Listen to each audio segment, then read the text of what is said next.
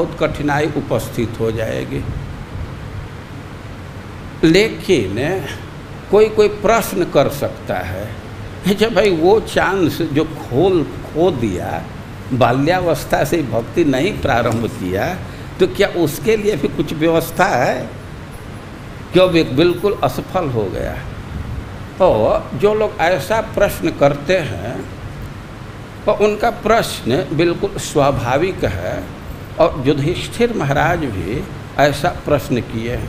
इसी सप्तम स्कंद के 14वें अध्याय में युधिष्ठिर महाराज का एक प्रश्न है कि हम लोग तो गृहस्थ हैं, युधिष्ठिर महाराज तो परम भक्त है, भागवत धर्म के विषय में वे आदर्श हैं, लेकिन गृहस्थों का प्रतिनिधित्व करते हुए वे कह रहे हैं कि जो गृहस्थ हैं वे तो मादृशो मूढ़ थी, वे तो गृहस्थी में पढ़ करके एकदम बेवकूफ़ बने हुए हैं, मूढ़ दी हैं।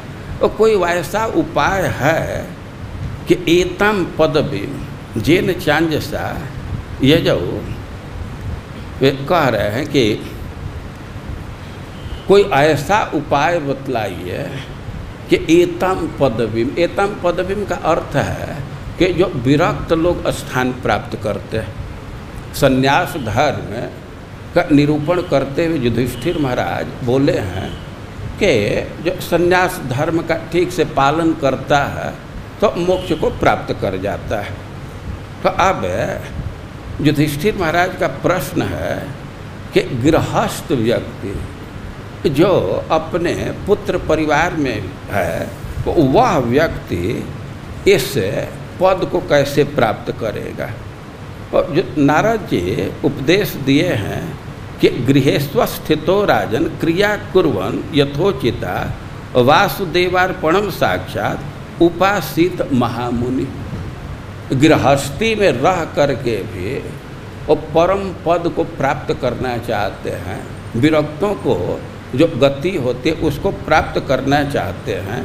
तो युधिष्ठिर महाराज नारद जी उपाय बतला रहे हैं कि गृहेस्व अवस्थित, ठीक है वो अपने गृहस्थी में है, और कुर्वन् क्रिया यथोचिता, वो गृहस्थी का कार्य रीति रिवाज के अनुसार कर रहा है, लेकिन उसके साथ 2 कार्य उसको और करना होगा। गृहस्थी के कार्य को मना नहीं किया जा रहा है, लेकिन 2 कार्य उसमें और जोड़ना होगा। वो क्या 2 कार्य है? वासुदेवार्पणम साक्षात उपासित महामुनि। प्रथम बात तो यह है कि अपने कर्म को भगवान को अर्पित करें। कुछ लोग कहेंगे कुछ समझ में नहीं आ रहा है, कैसे भगवान को अर्पित करेंगे? अपना नौकरी कर रहे हैं, खेती कर रहे हैं, बिजनेस का काम कर रहे हैं, तो इसको भगवान को कैसे अर्पित करेंगे? देखिए, भगवान को अर्पित करने का अर्थ है कि अपने को कर्ता नहीं मानना चाहिए। अपने को कर्ता के पद से हटा दीजिए। और यह कोई त्याग नहीं कर रहे हैं, ये वास्तविक स्थिति पर आ रहा है।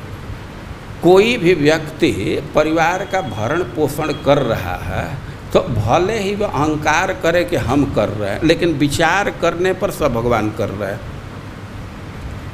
भगवान के शक्ति से ही कुछ कर पा रहा है, उसकी अपनी स्वतंत्र कुछ शक्ति नहीं है।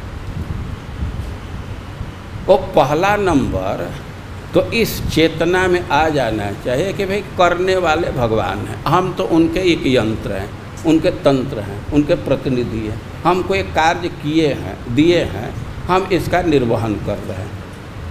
हम भरण पोषण करने वाले नहीं हैं, हम अर्जन करने वाले नहीं हैं। और जब आप करता ही नहीं हैं तो भोक्ता होने का कोई सवाल ही नहीं। भाई जब आप अपने शक्ति से अर्जन नहीं कर रहे हैं, भगवान के शक्ति से अर्जन कर रहे हैं, तो भोक्ता भी भगवान ही हुए ना। कि आप हो जाएंगे भोक्ता।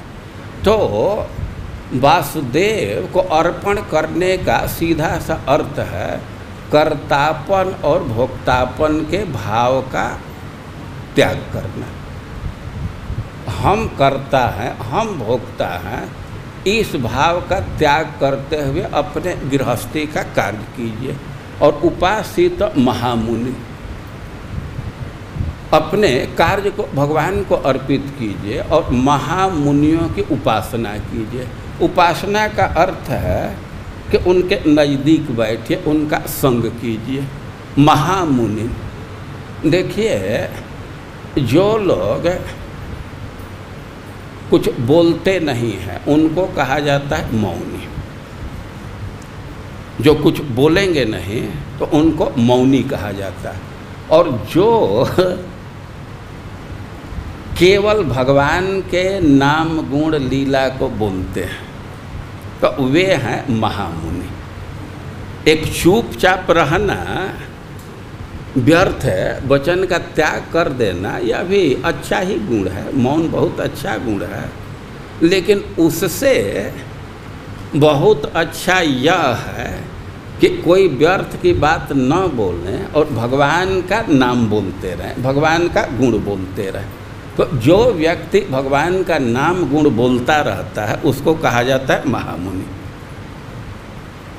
तो नारद जी कह रहे हैं कि गृहस्थी में ठीक है, लेकिन महामुनि ऋषि मुनियों का संग कीजिए। और कई एक बात कह रहे हैं, एक बात उसमें कह रहे हैं कि दिव्यान भौमान चांतरिक्षम वित्तमच्युत निर्मितम तत्सर्वमुपभुंजान एतत् कुर्यात् स्वतः बुध। और भक्तों का संग करना चाहिए और भी सेवा करनी चाहिए, सबका ध्यान रखना चाहिए। जो भी जीव आश्रित हैं, दया का